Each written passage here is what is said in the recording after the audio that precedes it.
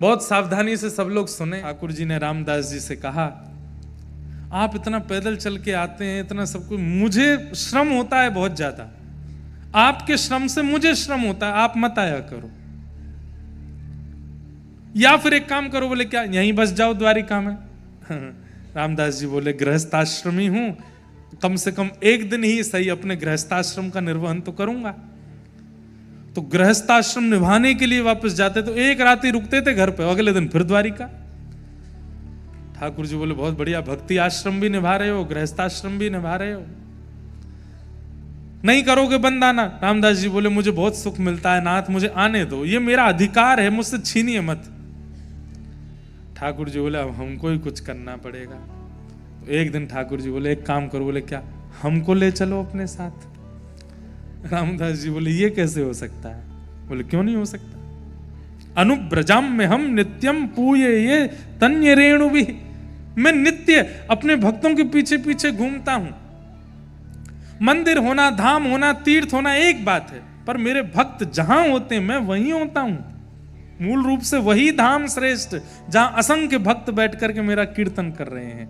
आपको ये पंडाल लग रहा होगा, आपको ये बड़ोदरा लग रहा होगा, लेकिन दृष्टि अगर शुद्ध करके देखोगे तो एक कोना बरसाना है, एक नंदगांव है, एक वृंदावन है, एक गोवर्धन है, एक जतिपुरा है, एक द्वारिका है, एक जगन्नाथ है। सारे तीर्थ यहां विराजमान हैं। क्यों? इतनी संख्या में भक्त यहां बैठ करके हरि चिंतन कर रहे हैं। ना हम वसामि वैकुंठे योगिनाम हृदयेन च मद भक्ता यत्र गायन्ति तत्र तिष्ठामि नारद। मैं वहीं रहता हूं जहां मेरे भक्त मेरा कीर्तन गाते हैं। तो रामदास बोढ़ाना जी से ठाकुर जी ने कहा, मुझको ले चलो।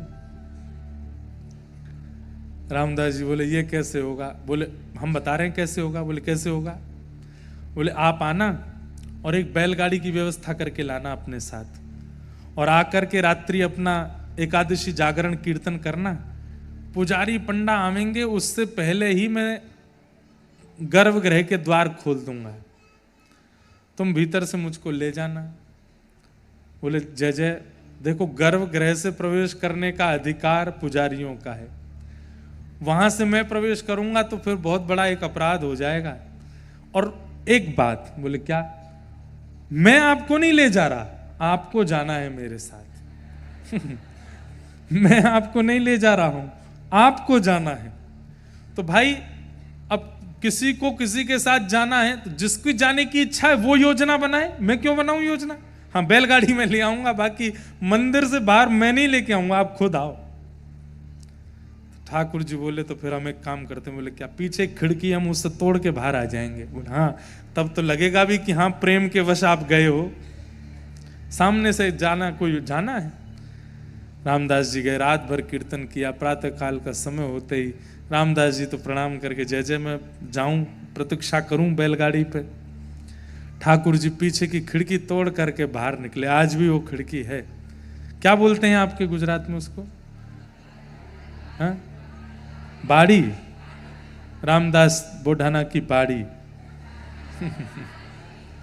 अब जो भी बोलते हो। द्वारिकाधीश जी वहां से निकल करके आए। सोचिए,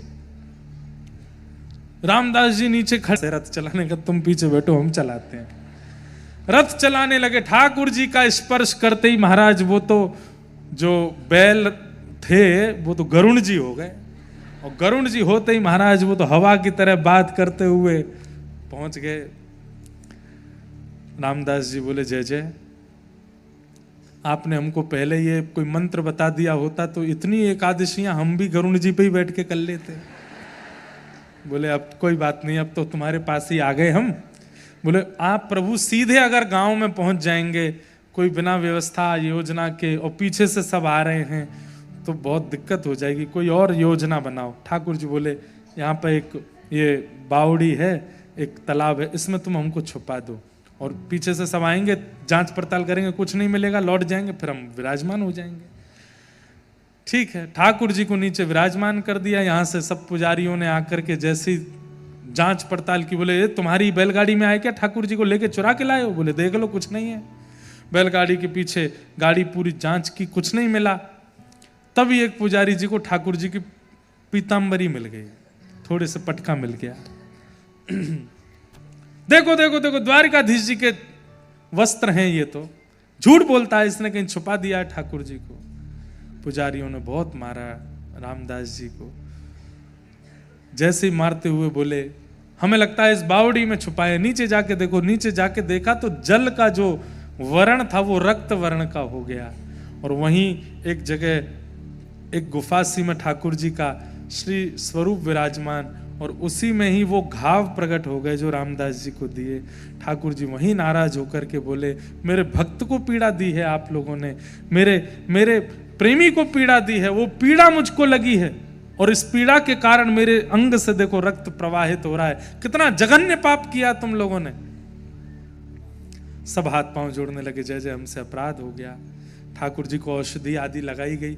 ठाकुर जी को ऊपर लाके बीच में बिठाया। एक तरफ रामदास जी बैठे, एक तरफ द्वारिका के सब पुजारी बैठे।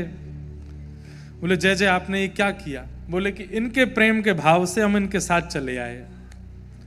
बोले, इनके साथ तो आप चले आए, पर द्वारिका को कितना सूना करके आ गए आप। वो धाम है, वो तीर्थ है, 4 धामों में एक नाम है उसका, सब कुछ वहां से चलता है। आप यहां कैसे आ सकते हैं छोड़ करके? हम आपके बिना प्राण त्याग देंगे, हमारा परिवार प्राण त्याग देगा। सब रोने लगे द्वारिका के लोग। ठाकुर जी बोले, हम एक काम करते हैं। बोले, क्या? सुनिएगा ठाकुर जी की बात। ठाकुर जी बोले, जो हमको लेके आए हैं भगत जी, आप एक काम कीजिए। बोले कि रामदास जी बोले, क्या? ये जितने द्वारिका के लोग आए हैं, हमको तोल तोल करके हमारे समान वजन के भार का सोना इनको दे दो सबको। आप सबको हमारे भार का सोना मिल जाएगा, आप राजी हो जाना। द्वारिका के जो लोग थे वो सब बोले, भैया द्वारिकाधीश बहुत भारी हैं, इतना सोना तो बन ही जाएगा कि 2-3 पुस्तों तक चलता रहेगा। सब द्वारिका के लोग बोले, कोई बात नहीं, हम द्वारिका को संभाल लेंगे, आप सोना ही दिलवा दो। ठाकुर जी बोले, चलो रामदास जी। रामदास जी बोले, भगवान सोना का नाम ही सुना है, हमने देखा कभी नहीं है। ये आपने कैसी आज्ञा कर दी? और वो भी एक आध को देना हो तो बात चले भी, इतने सारे ये सब द्वारिका के लोग कहां से दूंगा मैं? ठाकुर जी बोले, कान इधर लाओ हमारे पास। रामदास जी ने कान पास किया। ठाकुर जी बोले, शास्त्रों में वेदों में हमारे लिए क्या लिखा है? बोले, क्या लिखा है? अणो अणियान महतो महियान। हम चाहें तो ब्रह्मांड से भी ज्यादा भारी हो सकते हैं, और हम चाहें तो मक्खी से भी हल्के हो सकते हैं। छोटे से अण, आप लोग जिस मिट्टी के कण को पकड़ सकते हो, एक कण को, उस कण के भी 4 भाग करके, उसका जो चौथा होगा उसके भी 4 भाग करके जो सबसे छोटा बचेगा उसको बोलते हैं अणु। उसके भी छोटे अंग को बोलते हैं परमाणु। ठाकुर जी कहते हैं वो भी मेरा स्वरूप है, मैं हल्के होने में राजी हूं, तुम तो बस हमें तोल दो।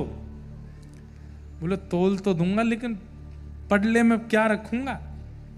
ठाकुर जी बोले, तुम्हारी बहू जी है ना? बोले, हाँ। उनके कान में एक सीख के बराबर एक बहुत हल्का सा एक सोने का एक तार है, उस तार से हमको तोल दो। बोले, तार से तोलोगे आप? बोले, हाँ। तराजू लेकर के आए, पुजारियों से कहा, हाँ भाई पुजारी जी, आप लोग एक काम करो, द्वारिकाधीश को उठा के तो रखो तराजू पे। सारे पुजारी लग गए, ठाकुर जी उठ ही नहीं पाए उनसे, इतने भारी। लेकिन पुजारी जी थके भी और खुश भी हों, बहुत बढ़िया, इतने भारी हैं कि इतना सोना मिलेगा आज हमको।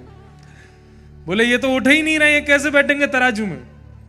ठाकुर जी बोले, रामदास जी को बुलाओ, वो उठाएंगे। रामदास जी ने एक हाथ का बल लगाया, ठाकुर जी तुरंत उठ गए, और उठ करके सीधे गए, जाकर के पडला पे धरा। ठाकुर जी का पडला नीचे हुआ, दूसरे पडला में सब लोग हाथ मल रहे हैं। बोले, हाँ लाओ लाओ लाओ, सोना चांदी हीरे जवाहरात धरो इसमें, ठाकुर जी के बल से दो। सबसे पहले पत्नी के कान का जो वो सोने का तार था वही लेके आए रामदास बुढ़ाना, और जैसे ही दूसरे पडले में धरा, ठाकुर जी तो झूलन लगे, ऊपर रह गए, महाराज आगे पीछे होने लगे। पुजारी सब मूड पकड़ करके बैठे। बोले, ये क्या ठाकुर जी, आपने कालिया नाग को छला, आपने बली को छला, आपने बाली को छला, अब हमको भी छल रहे हो। हमसे आप टस से मस नहीं हो रहे थे, और यहां इसकी पत्नी के कान के तार पर तुल गए आप। ठाकुर जी बोले, तुम्हारा लोभ मुझे हल्का कर रहा है, इनका प्रेम मुझे हल्का कर रहा है और तुम्हारा लोभ मुझे भारी कर रहा है। ये लोभ तुम्हारे चित्त में है, इस कारण से मैं भारी हो रहा हूं। रामदास बोढ़ाना जैसा प्रेम लेकर के आओ, ये तार भी मुझसे भारी हो जाएगा, मैं इतना हल्का हो जाऊंगा, इतना सामान्य हो जाऊंगा। रही बात, चाहे तुम जैसे प्रयास कर लो, अब मैं रामदास को छोड़ के जाना नहीं चाहता, मैं यहीं रहूंगा। और श्री रामदास बोढ़ाना के घर में ठाकुर जी विराजमान हो गए। पुजारियों ने कहा, नाथ अब द्वारिका की महिमा कैसे होगी? ठाकुर जी बोले, मेरा ही एक स्वरूप एक स्थान पर तुम्हें कुछ दिन में मिलेगा, वो मेरा ही प्रत्यक्ष स्वरूप है, वही मेरा द्वारिका का स्वरूप है, उन्हें तुम वहां विराजमान करो। और अब से मैं तो रामदास के साथ यहीं रहूंगा, यहीं पर विराजूंगा। और तब से रण छोड़ राय भगवान डाकोर जी श्री डाकोर जी में रामदास बोढ़ाना के घर में ही विराजमान हैं। आज भी ठाकुर जी वहीं बैठ करके दर्शन दे रहे हैं। भाई ध्रुव के लिए ठाकुर जी आए थे पर आके चले गए, प्रहलाद के लिए नृसिंह आए पर आके चले गए, पर कलयुग में जिसके लिए ठाकुर जी आए तो एक बार आए फिर गए नहीं लौट करके, सदा के लिए रह गए उस। इसलिए कलयुग बहुत विशेष है। हम आप सब भाग्यशाली हैं कि इस कलिकाल में हमें कथा सुनने को मिल रही है, हमें भक्ति प्रवाह सुनने को मिल रहा है, हमें भक्ति मार्ग भक्ति पथ प्राप्त हो रहा है। और ये सब प्राप्त होना सामान्य बात है, इन सब प्राप्त वस्तुओं का उपयोग करके भक्ति मार्ग पर चलना, इसकी इच्छा हमारे चित्त में हो रही है, ये बहुत बड़ी बात है। आज जो थोड़े बहुत लोगों को पीछे खड़े होकर के कथा सुननी पड़ रही है, हम उनसे क्षमा मांगते हैं। हम प्रयास करेंगे कि कल कुर्सियां ना रहें, सब नीचे ही बैठ के सुन लें।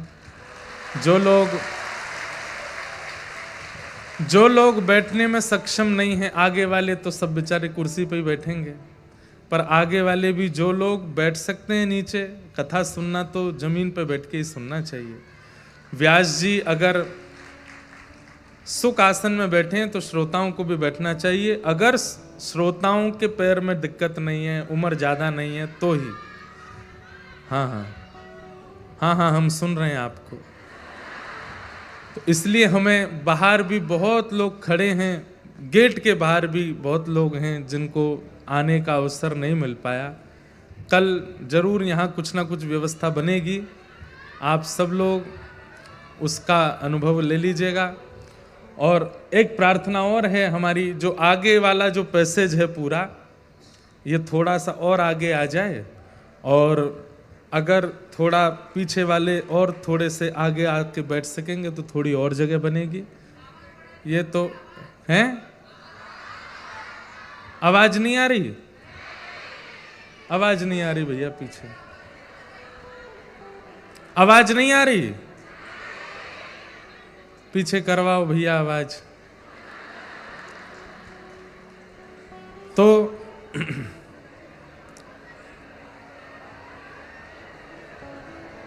बस भैया, बस आराम से ज्यादा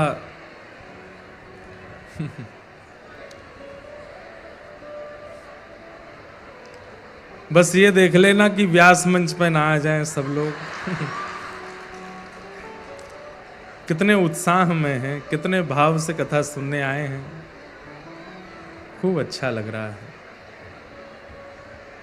जय हो।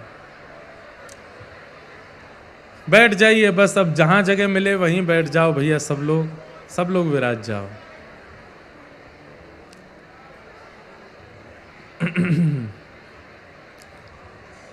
जब तक आप लोग थोड़ा बैठ रहे हो, द्वारिका नो नाथ मारो राजा रण छोड़ छे, एने मन माया लगाड़ी रे, द्वारिका नो नाथ मारो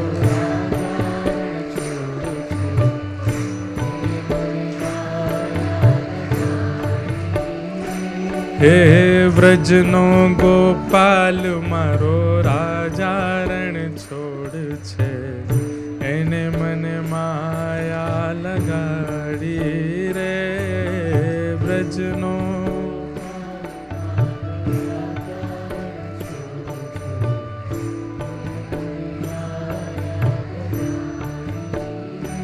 हे राधा रमण लाल मारो राजा रण छोड़ छे, एने मन माया लगाड़ी रे। राधा रमण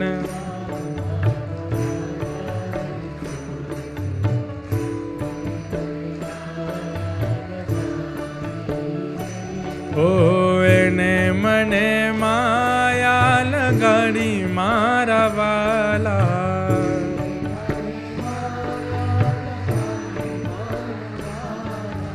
एने मने माया लगाड़ी मारा वाला।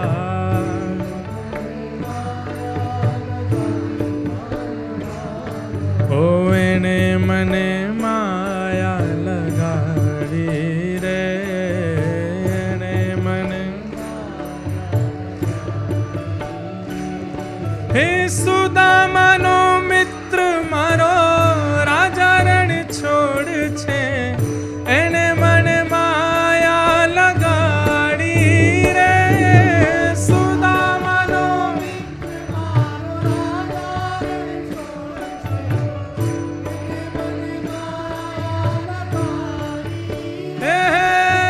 द्वारिकानो नाथ मारो राजा रण छोड़ छे, एने मन माया लगाड़ी रे।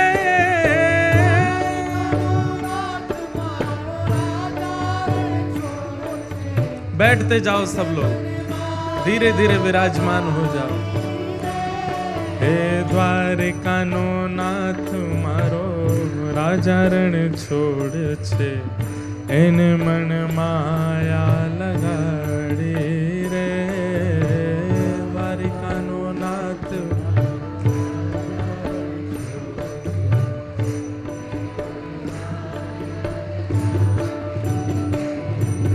बोलो द्वारिकाधीश की। अब विराजमान हो जाओ सब लोग। अब बिल्कुल शांति पूर्वक, और जो जहाँ हैं आज तो वहीं रहें, कल और व्यवस्था हो जाएगी, आप लोगों को दिक्कत ज़्यादा नहीं होगी।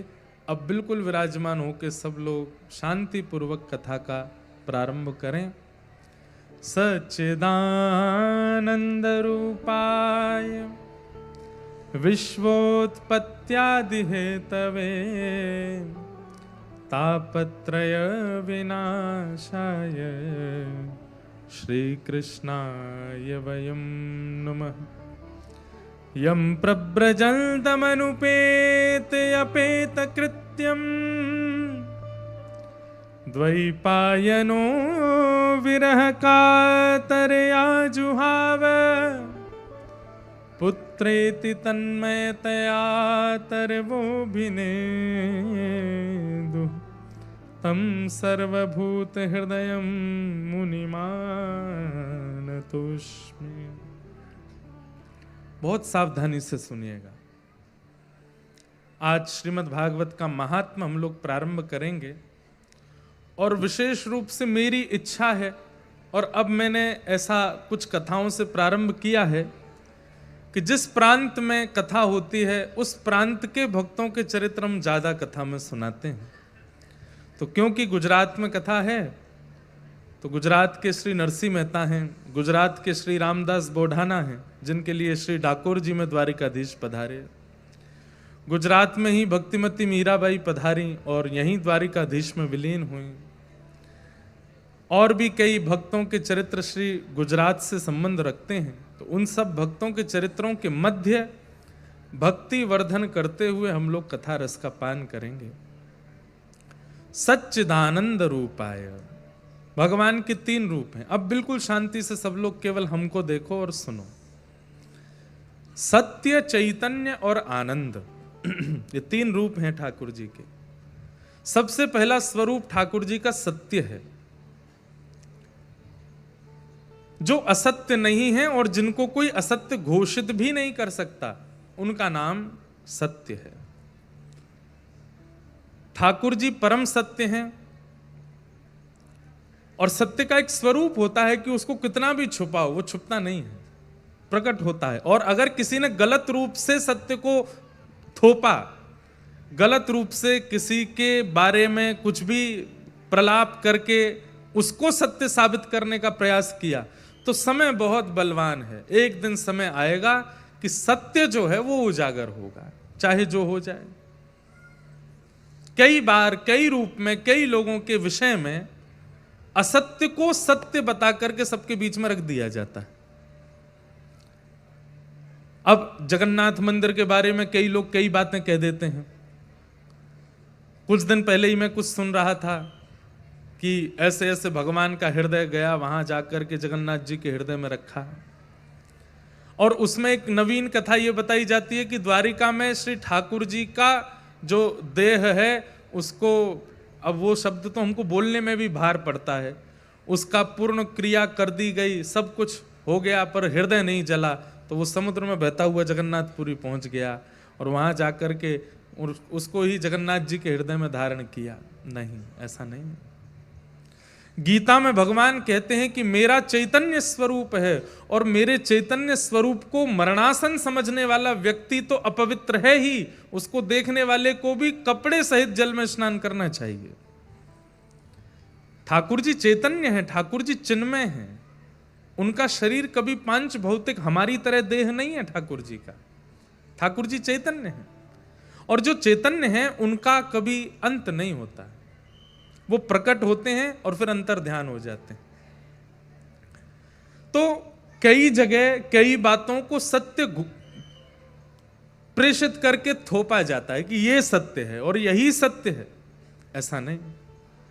सत्य का स्वभाव है, अगर असत्य को भी सत्य बना करके कह दिया गया होगा तो समय की प्रतीक्षा कीजिए, एक दिन सत्य प्रकट होगा। जो कभी किसी के छुपाए छुप नहीं सकता, किसी के रोके रुक नहीं सकता, उसी को सत्य कहते हैं, और वो परमात्मा है। लेकिन एक बात का ध्यान रखिएगा बंधुओं, समय सत्य को प्रकट करवाता। कई बार समय से पूर्व और समय के बाद सत्य का प्रकट होना आवश्यक नहीं होता, उसका नियमित समय है, वो तभी प्रकट होगा। अभी आप सबके बीच गा देता हूं दो पंक्ति। एक पद गाया है, नवीन पद, कुछ दिन में आप सबके बीच में आएगा। हमारे भोजपुरी जो सिनेमा है उसके एक अच्छे अभिनेता हैं, और अभी इस वक्त दिल्ली में वो राजनीति में भी हैं, हमारे मनोज तिवारी जी। उनकी गृहिणी ने एक सुंदर भाव दास से गवाया, अभी अचानक मुझे याद आया तो मैंने कहा कि मैं दो पंक्ति गाऊं। समय होत बलवान पर जो समय से भी बलवान है, कृष्ण उनका नाम है।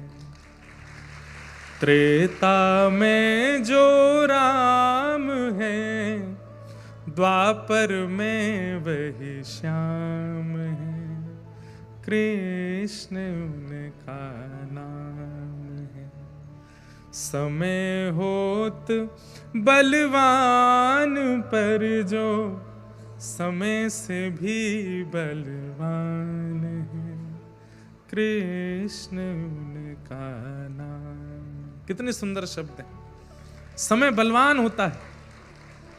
कई बार समय, एक बात याद रखिएगा, हम हमेशा कहते आए और हमेशा कहते रहेंगे, संसार दुखालय है, दुखालयम शाश्वतम। यहां पर किसी के जीवन में दुख नहीं,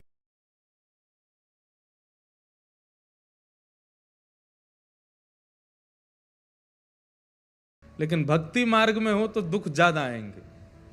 आप कहोगे महाराज जी ऐसा क्यों? बहुत ध्यान से सुनिएगा।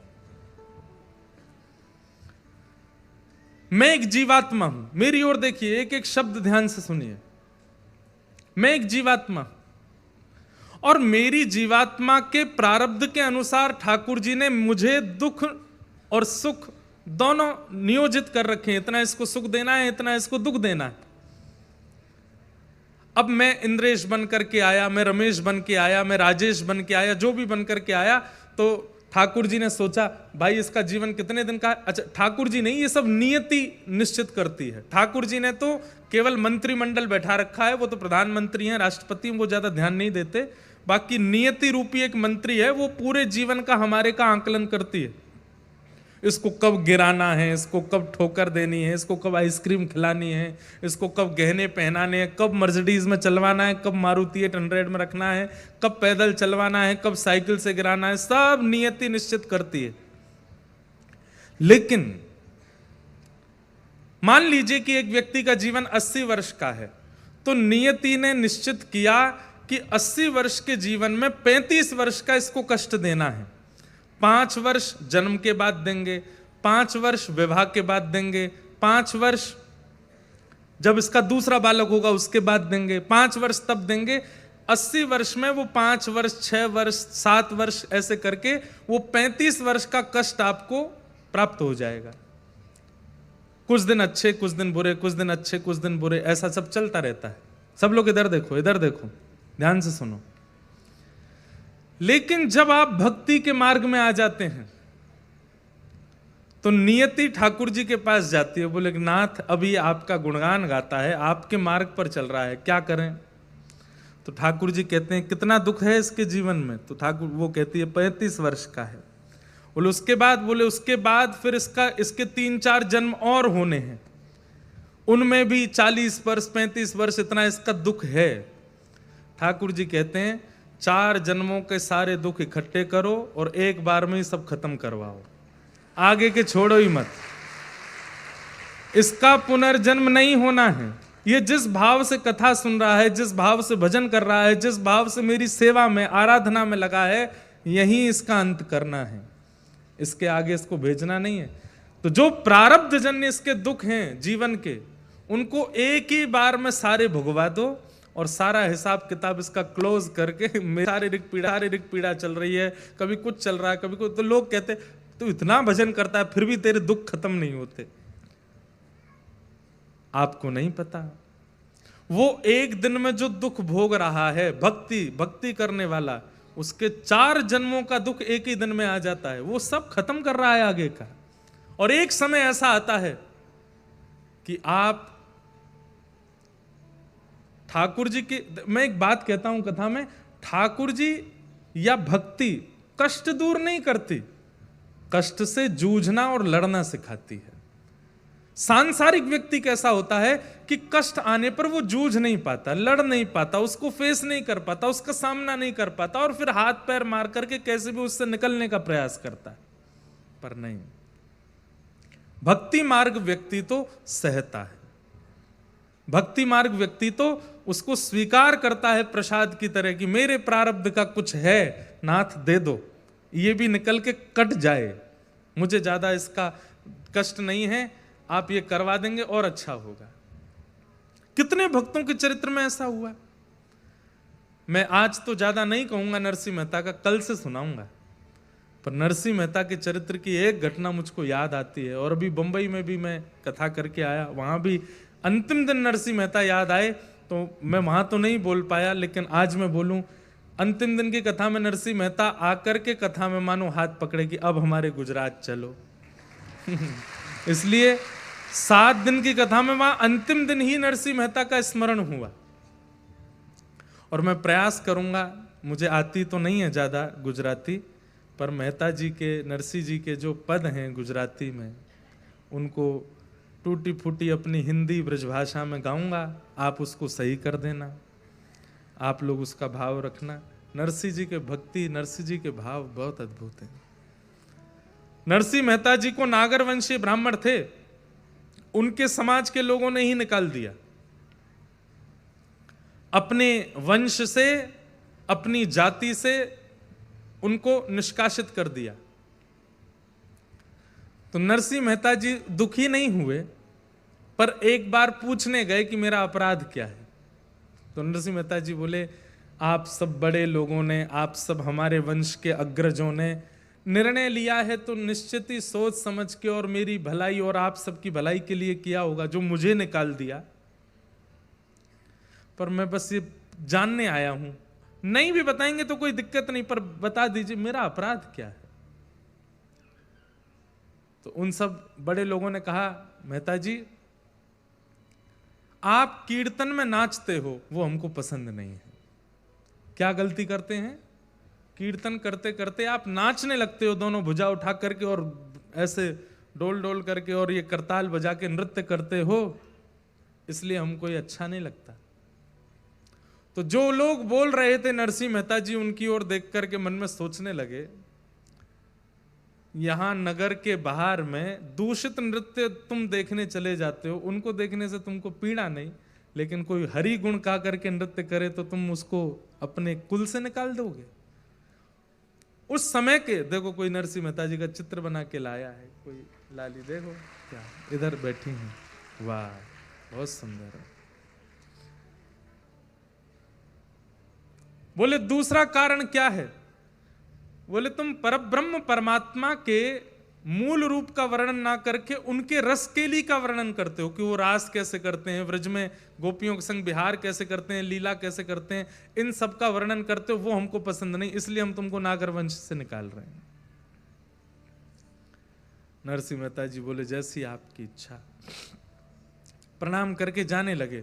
पत्नी ने कहा बहुत बुरा हुआ, घर परिवार ने निकाल दिया, भाइयों ने त्याग कर दिया, उन्होंने त्याग कर दिया, मित्र छोड़ के चले गए, यहां तक तो हम सहते रहे, पर अब वंश ने भी निकाल दिया, अब जाति ने भी निकाल दिया, अब क्या, अब जी के करें क्या? हम दोनों कुछ खा के कुछ कर लें क्या? नरसिंह मेहता बोले अरे बावड़ी है क्या, ऐसे थोड़ी, अरे बल्कि इसको दूसरे रूप में विचार कर। बोले क्या? बोले परिवार में होते तो उनका भी ध्यान रखना पड़ता, ठाकुर जी ने उनको हटा दिया, बोले तुम अपना ही ध्यान रखो, दोनों भजन करो। मित्र परिकर परिवार और सखा साथी ये सब साथ में रहते तो उनका ध्यान रखना पड़ता, उनको भी दूर कर दिया। किसी के मृत्यु में जाना पड़ता, किसी के जन्मदिन में जाना पड़ता, किसी के घर के उत्सवों में जाना पड़ता, ठाकुर जी ने कहा ले ये समय भी तेरा निकाल दिया, भजन कर। उसके बाद में सारे भार ठाकुर जी ने दूर किए, एक भार केवल जाति का रह गया था सिर पे, आज ठाकुर जी ने वो भी निकाल दिया। अब कम से कम नृत्य करके कीर्तन भी करूंगा तो कोई प्रश्न उठाने वाला नहीं है मेरे आगे।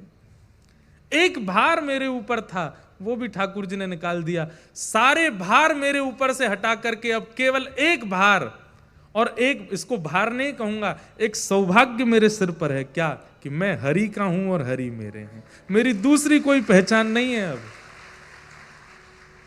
कल तक मेरी अनेक पहचानें थीं, मैं उसका भाई हूं, मैं उसका बेटा हूं, मैं उसका पति हूं, मैं उसका मित्र हूं, मैं उसका सखा हूं, मैं उसका बंधु हूं, और ये सारी पहचानें भी मेरी जाती जा रही थी। तो एक पहचान तो मेरी रह गई थी कि मैं नागर वंशीय ब्राह्मण कुल उत्पन्न नरसिंह मेहता हूं, आज वो पहचान भी चली गई। अब केवल मेरी एक पहचान है कि मैं हरि का दास नरसिंह हूं, मैं हरि का हूं और हरि मेरे हैं।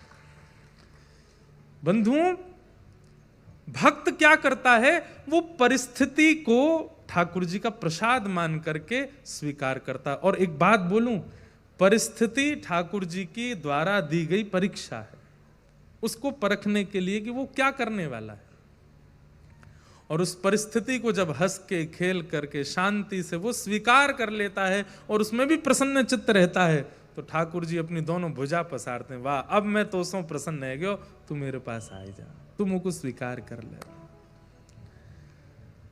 विपरीत परिस्थिति कलयुग में, लिख लीजिएगा इस बात को, और कल से अगर जिनको बहुत आनंद आता है कथा में कुछ सूत्र लेने में, वो कुछ लिखने की व्यवस्था रखो अपने साथ।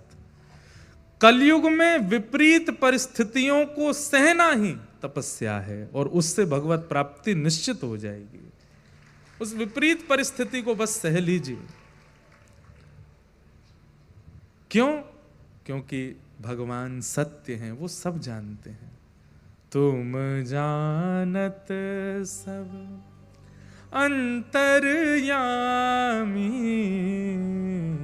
तुम जानत सब अंतर्यामी, करणी कछु ना करी, करणी कछु ना करी, मोरी राखो लाज हरि, मोरी राखो लाज, तुम जानत सब अंतर्यामी। इसलिए वो सत्य हैं, भरोसा कीजिए, विश्वास कीजिए उन पर। आपकी परिस्थिति से ज्यादा, आपकी परिस्थिति ठाकुर जी से ज्यादा बलवान नहीं है। आपकी देह की पीड़ा, आपकी बौद्धिक पीड़ा, आपकी सामाजिक पीड़ा, ये ठाकुर जी से ज्यादा बलवान नहीं है। पर हां, बलवान ये कब हो जाती हैं? जब ठाकुर जी के प्रति अविश्वास होता है, जब ठाकुर जी पे भरोसा नहीं होता, तब आपकी पीड़ा बलवान हो जाती है। इसलिए ठाकुर जी से जाके मत कहो कि हम पीड़ा में हैं, पीड़ा से कहो ठाकुर जी हमारे संग खड़े हैं, हे पीड़ा सोच समझ के हमारे पास आना। ठाकुर जी संग खड़े हैं हमारे। शंख चक्र गदा पद्म धारण करके क्यों खड़े हैं हमारे द्वारिकाधीश? क्या इस चक्र को देख करके भी आपको निर्भयता नहीं होती? मुझे डरने की क्या आवश्यकता? मेरे सिर पर सुदर्शन चक्रधारी खड़े हैं। मुझे क्या आवश्यकता भयभीत होने की? मेरे साथ में गिरवरधारी खड़े, गिरिराज जी धारण करके खड़े। ये ठाकुर जी ने ऐसे ऐसे रूप धारण इसलिए किए हैं ताकि आप निर्भीक होकर के उन पर विश्वास करो। ठाकुर जी से मत कहो कि हम पीड़ा में हैं, पीड़ा से कहो कि हम ठाकुर जी के साथ हैं। ठाकुर जी हमारे जौहरे खड़े, हमारे ब्रजभाषा में पास को कहते हैं जौहरे। क्या बोलते हैं? हमारे जौहरे। अब जौहरे तो नहीं, उसको दोहरे खड़े हैं, हमारे जौहरे खड़े हैं ठाकुर जी। अभी हम महाराष्ट्र में थे, वहां पंडरीनाथ भगवान ऐसे खड़े हैं, कमर पे हाथ धर के। तो श्री ज्ञानेश्वर जी महाराज ने ठाकुर जी के ऐसे खड़े होने के अनेक उदाहरण बताए। ठाकुर जी ऐसे क्यों खड़े? वृंदावन में वंशी बजा रहे हैं, गोवर्धन में गिरिराज जी उठा रहे हैं, द्वारिका में, गुजरात में शंख चक्र गदा पद्म धारण करके खड़े हैं, रंगनाथ में लेटे हुए हैं। पर ये अद्भुत ही छवि है, ठाकुर जी की कमर पे हाथ धर के खड़े हैं। आपके गुजरात के महान प्रवक्ता, श्रीमद् भागवत के अद्भुत वक्ता श्री डोंगरे जी महाराज, वे तो अपनी हर कथा में कहते थे कि हमारे द्वारिका के नाथ लीला पूरी करके वैकुंठ नहीं गए हैं। बोले कहाँ गए? बोले पंढरपुर गए हैं, पंढरपुर में विराजे। और वहां ठाकुर जी ऐसे खड़े हैं। ऐसा कह दिया जाए तो इसमें कोई अतिशयोक्ति नहीं कि सतयुग त्रेता द्वापर युगों में प्रकट हुए भगवानों में जो अंतिम स्वरूप है ठाकुर जी का, वो यही है। कलयुग में और स्वरूप भी प्रकट हुए ठाकुर जी के, पर सतयुग त्रेता द्वापर के विश्राम में जितने स्वरूप प्रकट हुए उनमें अंतिम स्वरूप यही है। ठाकुर जी कमर पर हाथ धर के खड़े हैं। आद्य गुरु शंकराचार्य भगवान ने भी उनको देख करके पांडुरंग भगवान के ऊपर लिख दिया, परब्रह्म लिंगम भजे पांडुरंगम। बोले परब्रह्म साक्षात यदि मैंने कहीं देखा तो पंढरपुर में देखा। ये आद्य गुरु शंकराचार्य कह रहे हैं। तो ज्ञानेश्वर माउली कहते हैं, क्योंकि अभी महाराष्ट्र से आया ना, तो थोड़ी तो वहां की सुगंधी निकलेगी ना भीतर से। और भाई देखो, ये प्रांतों की बात नहीं है, ठाकुर जी सब जगह के हमारे हैं, हम ठाकुर जी के हैं। तो ठाकुर जी ऐसे क्यों खड़े हैं, बहुत ध्यान से सुनना। तो उसमें सबसे पहला भाव श्री ज्ञानेश्वर माउली कहते हैं कि जब कोई नदी में स्नान करने जाता है तो वो अपने किसी साथी को भेजता है पहले, बोले आगे जाके देख गहरा कितना है। तो वो व्यक्ति जब भीतर जाता है तो वो भीतर जाकर के बताता है, इतना जल है, इतना जल है, इतना जल है। तैरने वाला, जिसको तैरना आता है, वो भीतर जाकर के नाप के बता देता है कि इतना जल है, और फिर वो दूसरा व्यक्ति उसी अनुसार नीचे उतरता है। कहते हैं कि भैया हम सब लोगों को तैरना नहीं आता इस संसार रूपी भवसागर में। ये संसार भवसागर है और हम इसमें तैरना नहीं जानते, इसलिए हम ठाकुर जी से कहते हैं ठाकुर जी कितना गहरा है। तो श्री विट्ठल भगवान कहते हैं मुझे भजने वालों के लिए इतना ही गहरा है, इससे ज्यादा नहीं है। जो मेरे हैं, जो मुझसे प्रेम करते हैं, जो मेरे अधीन हैं, उनके लिए केवल इतना है। बाकियों के लिए इससे ऊपर हो सकता है, पर जो मेरे सामने खड़े हैं, जो मुझे देख रहे हैं, मेरा दर्शन कर रहे हैं, उनके लिए इतना ही है। तो पहला भाव, कितना सुंदर भाव है। दूसरा भाव, ठाकुर जी प्रतीक्षा में खड़े। जब किसी की प्रतीक्षा होती है तो व्यक्ति चाहे एक हाथ से, दोनों हाथ से ऐसे ही खड़ा होता है, या जैसे किसी को ढूंढ रहे हैं, बहुत देर हो गई, वो कह रहा है 10 मिनट में आ रहा हूं, 5 मिनट में आ रहा हूं, बस बस मोड़ से मुड़ गया।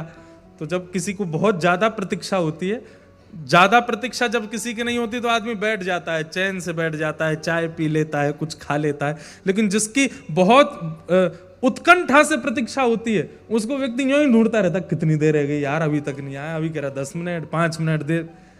तो मानो श्री पंडरीनाथ भगवान प्रतीक्षा में खड़े हैं, और जब हम सामने जाते हैं तो ठाकुर जी मानो कहते हैं, आ गया, मैं कब से प्रतीक्षा कर रहा था, मैं तेरे लिए ही तो खड़ा हूं कमर पे हाथ धर के कि तू कब आएगा।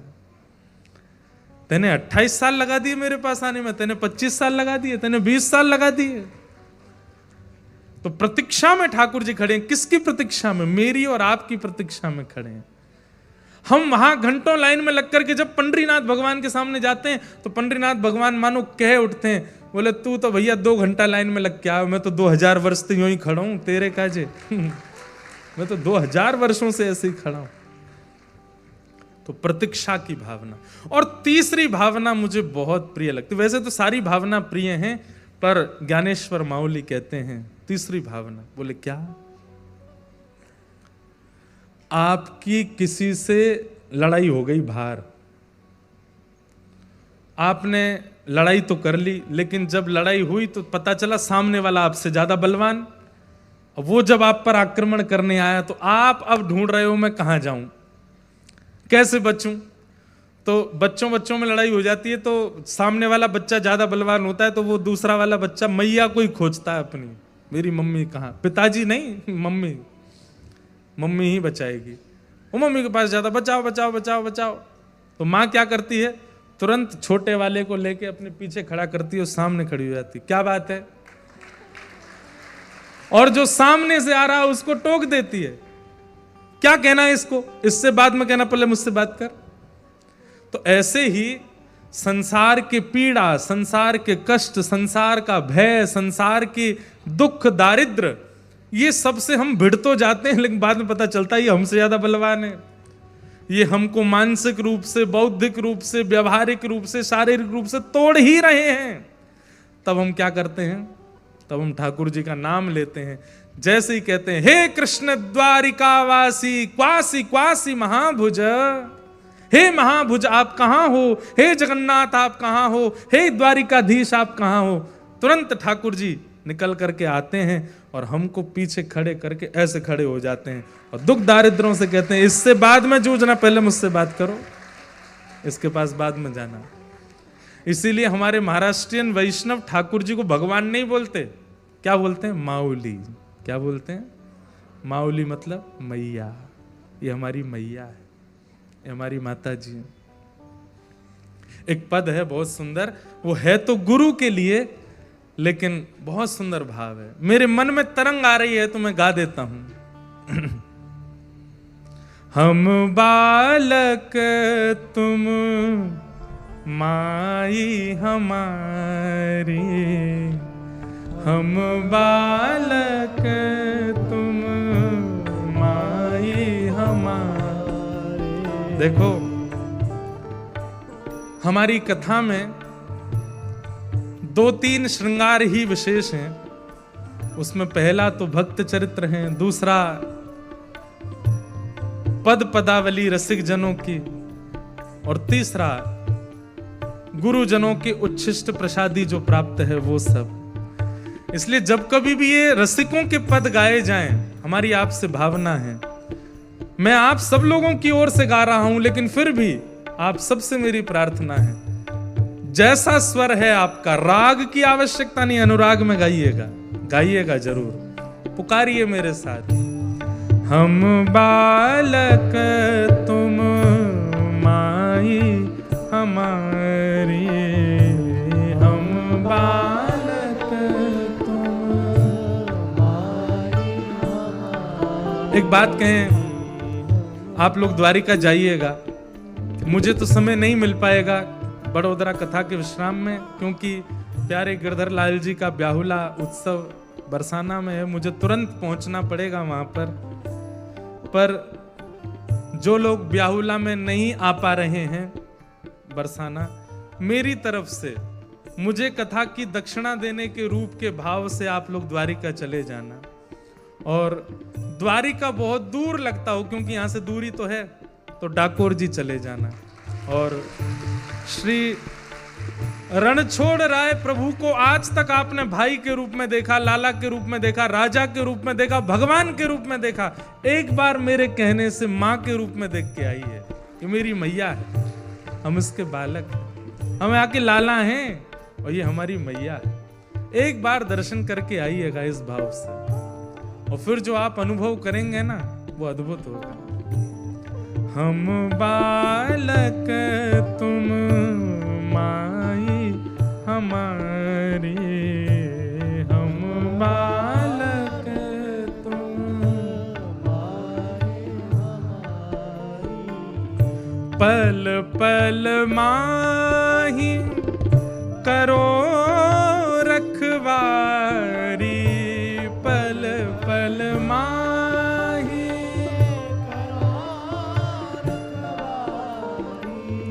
पल पल माही करो रखवारी, पल पल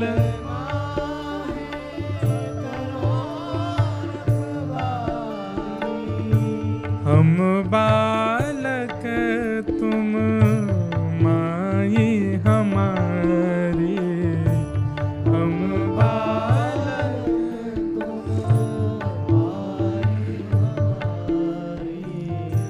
निस दिन गोद ही में राखो, निस दिन गोद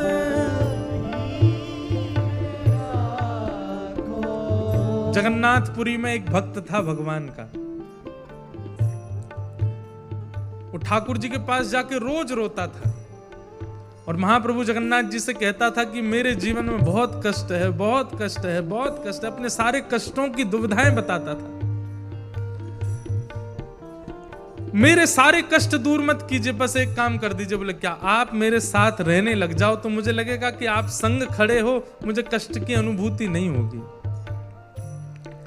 ठाकुर जी ने कृपा कर दी और ठाकुर जी ने उसको कहा कि तू समुद्र के तट पर जाना और चल के देखना, अगर बालुका में तेरे पैरों के चिन्ह और उसके बगल में मेरे पैरों के चिन्ह दिखाई दें तो उससे तू विश्वास कर लेना कि मैं साथ ही हूं। मैं प्रत्यक्ष नहीं दिखाई दूंगा, मेरे चरण चिन्ह दिखेंगे। ठीक है। अब उसके जीवन में जब भी कष्ट आता वो दौड़ करके समुद्र के तट पर जाता और थोड़ी देर चल के पीछे मुड़ के देखता तो 2 चरण चिन्ह उसके बगल में, 2 चरण चिन्ह ठाकुर जी के। उसी से ही खुश हो जाता कि ठाकुर जी साथ हैं।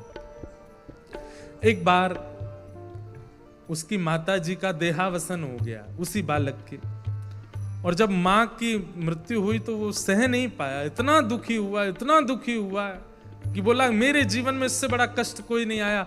दौड़ करके समुद्र के तट पर गया, चल करके जैसे ही उसने पीछे देखा 2 ही चरण चिन्ह थे, 2 नहीं थे।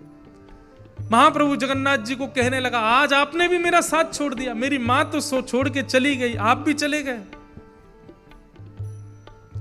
रात्रि में स्वप्न में महाप्रभु जगन्नाथ आए और आकर के बोले क्या हुआ? बोले कि आज 2 ही चरण चिन्ह दिख रहे थे, इसका मतलब आपने भी मुझे छोड़ दिया, मेरी मां छोड़ के चली गई, आप भी चले गए। ठाकुर जी बोले नहीं, जब तू चलता था तेरे चरण चिन्ह और मेरे चरण चिन्ह दिखते थे, मतलब कष्ट इतना भारी नहीं है, तू स्वयं चल सकता है। लेकिन आज तेरा कष्ट इतना भारी था कि जो चरण चिन्ह दिखे वो मेरे थे, तेरे नहीं थे। मैं तुझे गोद में लेके चल रहा था। जब भारी कष्ट में भक्त आता है तो बोले मैं उसे गोद में उठा लेता हूं, बस वो मुझ पर विश्वास करे, मुझ पर भरोसा रखे, अपने अविश्वास को आगे ना आने दें। बंधुओं, एक बात मैं कह दूं तो इसमें कोई अतिशयोक्ति नहीं है, ठाकुर जी से ज्यादा बलवान में इस संसार में कोई नहीं है, केवल सिवाय एक के, अविश्वास। अविश्वास कई बार ठाकुर जी से ज्यादा बलवान हो जाता है। और हमारी हमारी गिरावट के लिए या कह दें हमारी जीवन के उत्थान को रोकने के लिए अविश्वास जीवन में आता है। सब पे अविश्वास कीजिएगा, पर दो लोगों को छोड़ के, गुरु और गोविंद, इन पे कभी अविश्वास नहीं। हे निस दिन साल पर आपके पास में बहुत रास्ते थे अपने नव वर्ष को मनाने के, गा करके, नाच करके, उल्टा सीधा खा पी करके, कुछ भी करके आप कर सकते थे। लेकिन यहां बैठा जो भी व्यक्ति अपने नव वर्ष पर या तो किसी धाम गया या किसी तीर्थ गया या घर में बैठ करके भगवत भजन किया, समझना कि ठाकुर जी ने आपकी रक्षा की है। यही रक्षा है। आप लोग इसको रक्षा मत माना करो। किसको?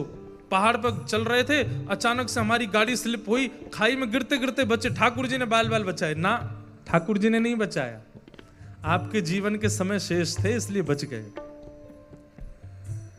अरे भैया, वो 2 ट्रक सामने से आ गए, हमारी गाड़ी बाल बाल ठाकुर जी ने बचाई। ठाकुर जी ने नहीं बचाई, आपका जीवन बचा है अभी, इसलिए बच गए।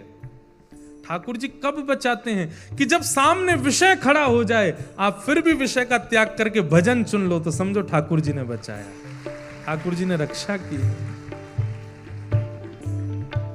बगल के सिनेमा हॉल में बहुत अच्छी पिक्चर लगी, लेकिन आप छोड़ करके कथा सुनने आए हो, सोचो ठाकुर जी ने बचाया।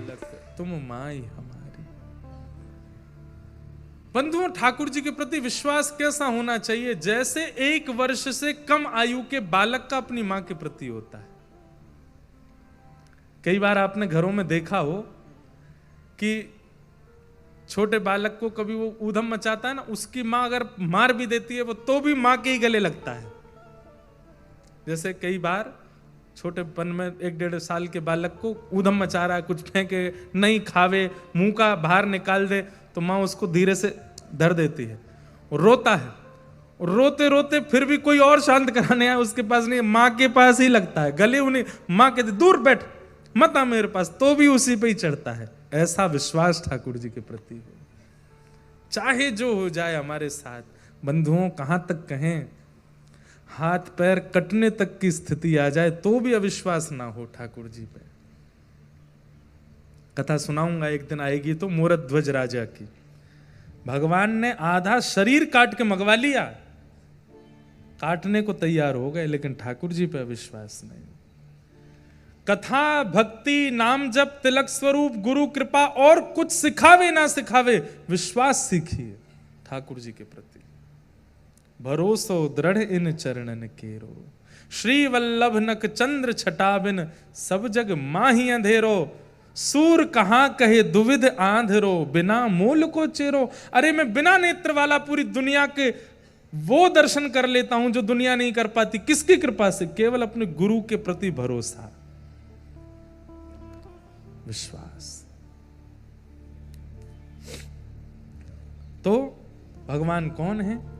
सत्य है, और सत्य विश्वास से प्रकट होता है। दूसरा भगवान का स्वरूप है चैतन्य। ठाकुर जी चैतन्य है, जड़ नहीं है। चाहे वो चित्रपट की सेवा में हैं, चाहे वो अष्ट धातु के हैं, चाहे वो चांदी के हैं, सोने के हैं, पीतल के हैं, ठाकुर जी के प्रति चैतन्य बुद्धि रखो। आपके यहाँ तो बहुत बढ़िया मौसम है, पंखा चल रहे हैं। हमारे यहाँ आज की डेट में कोई पंखा चला दे तो उसको शत्रु मान लिया जाता है। जैसे घर में सुबह सुबह साफ सफाई माताएं बहनें करती हैं, और उस समय अगर पंखा चला देती हैं गलती से तो पूरा घर देखता है, भाई प्राण लेने हैं तो ऐसे ही बोल दो। इतनी सर्दी हमारे यहाँ तो, और यहाँ तो पंखा चल रहे हैं। पर जैसे हमारे यहाँ की सर्दी है, अब आप अपनी सेवा के ठाकुर जी को ऊनी वस्त्र पहनाते हो, सौल लगाते हो, हिना का इत्र चढ़ाते हो, सब कुछ करते हो, लेकिन आप जहां कहीं भी ठाकुर जी का स्वरूप देखते हो, आपके मन में आता है इनको ढक दूं, कहीं जाड़ा नहीं लग रहा हो, कहीं सर्दी नहीं लग रही हो, इनको कुछ पवा दूं, भूखे नहीं बैठे हों। ये बुद्धि प्रकट हो जाना, ये चैतन्य बुद्धि है, और इससे ठाकुर जी का अनुभव, साक्षात्कार बहुत जल्दी हो जाएगा। ठाकुर जी के प्रति चैतन्य बुद्धि। पर हम लोग कैसे? अपना तो आलीशान घर है, ठाकुर जी कोने में बैठे हैं, एक छोटी सी बेचारी खिड़की है, हुआ कि भीतर बैठे चुपचाप, एक दिया जल रहा है, उसी में बेचारे अपनी बंशी खोजते रहते हैं, कहाँ है। चना चनौरी बेचारी किस्तों में मिली हुई हैं, छोटी सी कटोरी। जो लोग जिनके घर में बादाम का ड्राई फ्रूट्स का भोग लगता है बस ठाकुर जी को, वो भी ऐसा नहीं कि बड़े कटोरा भर के धर दो, इतनी सी कटोरी, उसी में ही ठाकुर जी बेचारे तृप्त हो जाओ। ठाकुर जी बंधुओं कई बार ये सोचते हैं कि तू मेरी सेवा करके एक बार खुद सोच, अगर मैं तेरे साथ ऐसा करूं तो क्या होगा। तू मेरी सेवा करके एक बार विचार कर कि यही उल्टा तेरे साथ हो गया तो तू क्या करेगा। ठाकुर जी चैतन्य है, और चैतन्य बुद्धि उन लोगों को रखनी चाहिए जो ठाकुर जी की सेवा करते हैं। देखो बंधुओं, यहां 3 प्रकार के भक्तों के लिए 3 मार्ग बताए गए। सत्य मार्ग उन लोगों का है जो कर्म पर ज्यादा विश्वास करते हैं। जैसे कई व्यापारी लोग मिलते हैं हमको, वो कहते हैं महाराज जी हम ज्यादा पूजा नहीं कर पाते, सेवा नहीं कर पाते, पर हम सत्यनिष्ठ रहते हैं, समय की पाबंदी में रहते हैं, छल कपट नहीं करते, अपना कर्म करते हैं, परिवार का भरण पोषण करते हैं, पत्नी व्रत, पतिव्रत, पुत्र व्रत, पुत्री व्रत, परिवार व्रत इनका निर्वहन करते हैं, पर हम ज्यादा देर ठाकुर जी की सेवा नहीं कर पाते। तो उनके लिए भजन क्या है?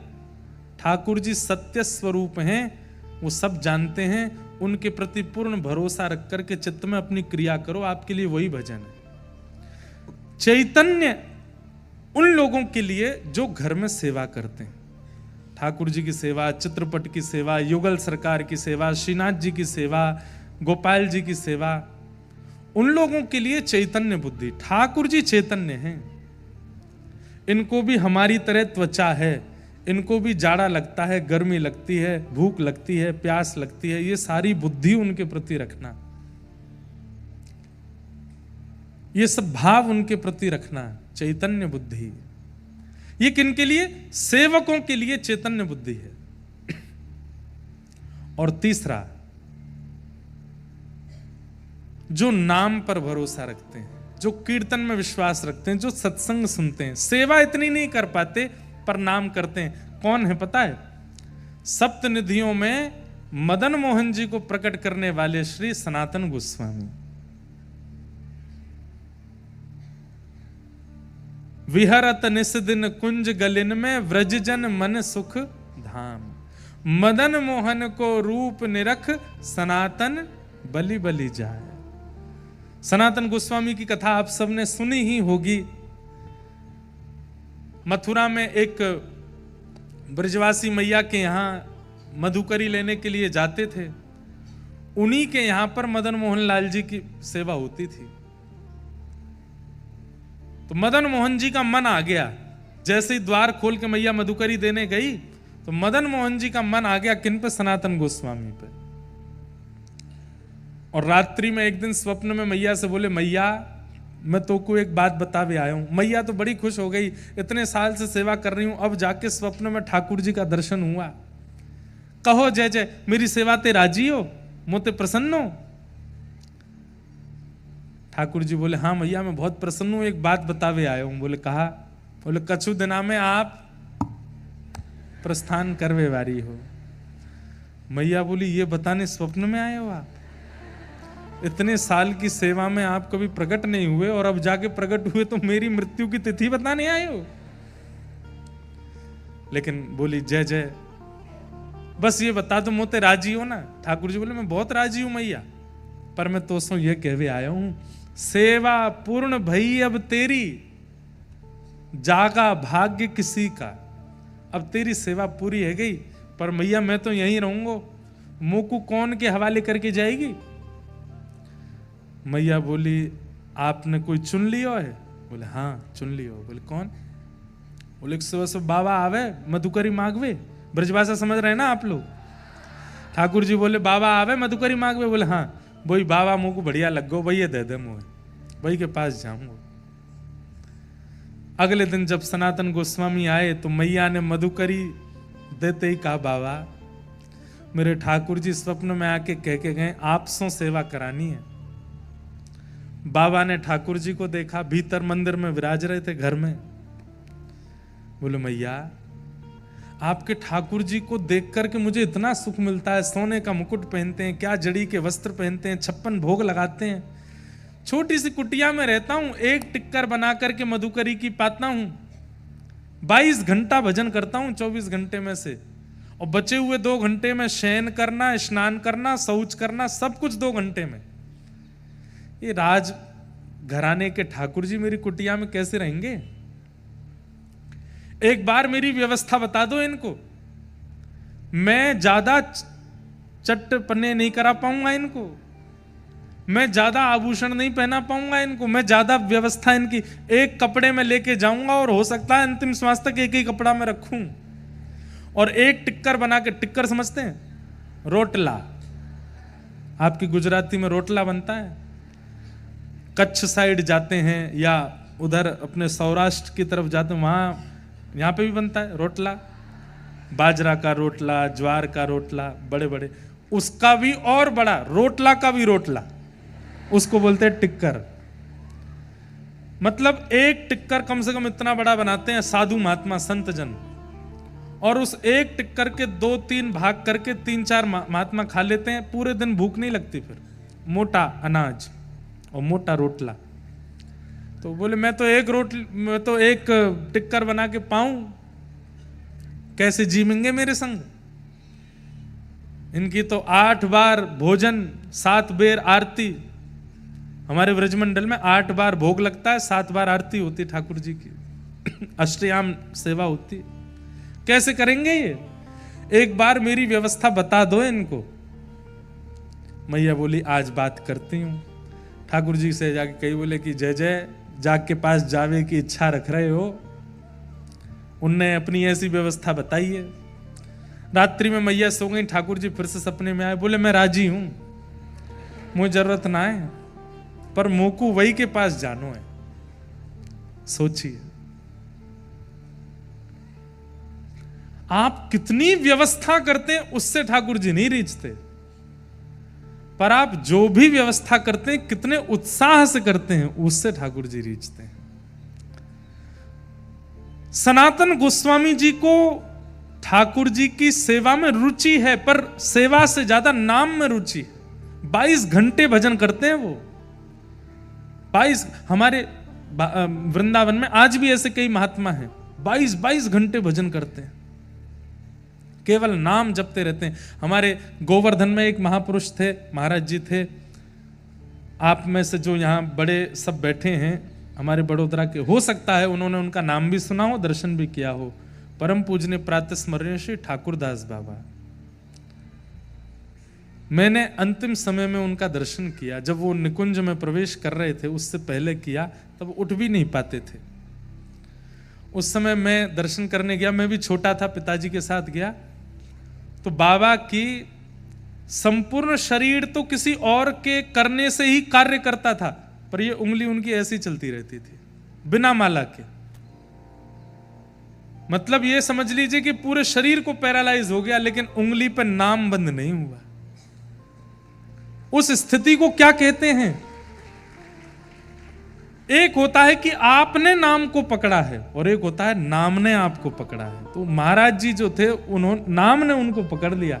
वे ठाकुर जी का नाम नहीं लेते थे, ठाकुर जी उनका नाम लेते थे। उस स्थिति में उनका वह रात में सो रहे हों, चल रहे हों, फिर रहे हों, कहीं भी कैसी भी स्थिति में शिथिल अवस्था थी उनकी, लेकिन नाम चलता रहता था। तो हमारे व्रज में नाम प्रेमी बड़े महापुरुष हैं। सनातन गोस्वामी उन्हीं में से थे, 22 घंटा भजन करते थे, सेवा से कोई ज्यादा संपर्क नहीं था, पर ठाकुर जी ने चुन लिया। अगले दिन जब सनातन गोस्वामी आए तो मैया ने अपने ठाकुर जी दे दिए, बोले लो बाबा लेके जाओ ठाकुर जी को।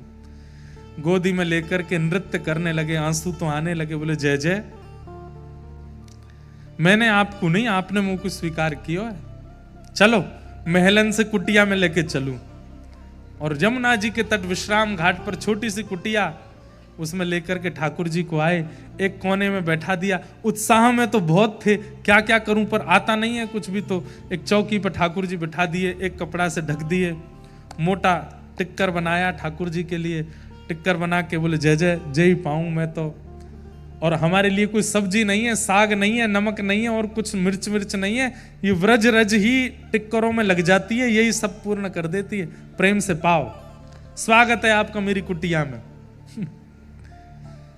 4-5 दिन सेवा को हो गए और टिक्कर का भोग लगाने के बाद 22 घंटा के भजन में चले जाते सनातन गोस्वामी। ठाकुर जी बैठे हैं टिक्कर के आगे। आप लोग प्रेरणा मत ले लेना महाराज जी, हम तो फिर भी चना चनोरी का लगा रहे हैं। तो भाई 22 घंटा भजन भी तो कर रहे हैं सनातन जी। भजन करने के बाद जब उठते, फिर से स्नान ध्यान करके फिर दूसरा टिक्कर बनाते, ठाकुर जी को पवाते। 4-5 दिन बाद ठाकुर जी उनके ध्यान में आए। सनातन जी बोले, जय जय राजी हो, कैसा लग रहा हूं मेरी कुटिया में?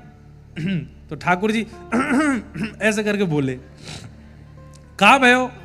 अरे वो रूखी रोटी खाऊं ना, गले में इर्ज गई है, अटक गई है गले में, भीतर ना जा रही।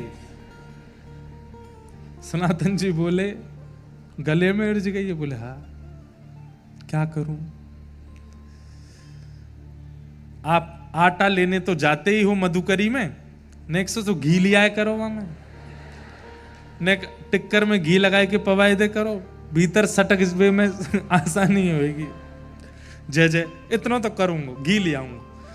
उन्हीं माता जी के पास जाते थे मधुकरी लेने और सूखी सामग्री लेते थे, पकी हुई नहीं, आटा दाल चावल स्वयं बना के पाते थे। आटा मांगा, माता जी आज थोड़ी सी एक मधुकरी और बढ़ाओ। बोले क्या? थोड़ा सा घी दे दो। मैया बोली, आ गए हो, अब आ गए हो तुम्हारी कुटिया में, अभी तो घी आ रहा हो, अभी देखियो। नहीं नहीं नहीं, घी से ऊपर नहीं जाएंगे आप, चिंता मत करो। घी लेके गए, टिक्कर बना करके वहां में घी लगाए हो, ठाकुर जी के आगे पधराए हो। जय जय अब तो राजी हो, खूब चकाचक, खूब सटका सटका के पाओ। घी की कटोरी रख दी, बोले टिक्कर घी से ही लगा के खाओ आप तो। 6-7 दिन तक ठाकुर जी राजी राजी पाते रहे, फिर ध्यान में आए। सनातन जी बोले, जय जय अब तो सुखी हो? हाँ बढ़िया। नहीं नहीं बताओ आप। बोले जीभ खारी है गई है। बोले क्यों?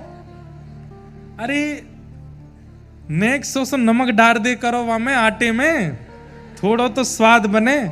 तुम कोरे आटे में यमुना जल मिलाए के पवाए दो, घी लगाए दो, नेक आटो, बस एक चुटकी आटो डाल, वहां में नमक डाल दे करो।